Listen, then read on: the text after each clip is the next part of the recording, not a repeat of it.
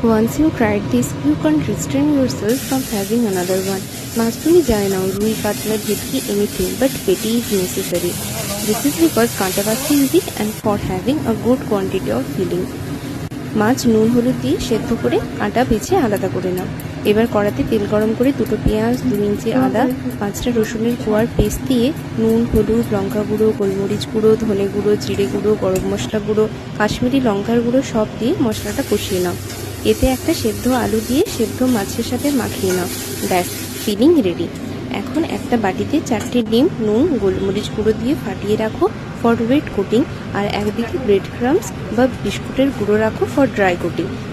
ফিলিংটাকে গোল গোল শেপ করে একবার wet then dry then wet then dry এভাবে ডাবল কোট করে নাও। এরপর গরম তেলে ভেজে ফেললেই রেডি। এবার কাসুন্দি, টমেটো সস অ্যান্ড স্যালাড দিয়ে সার্ভ করে নাও। এনজয়।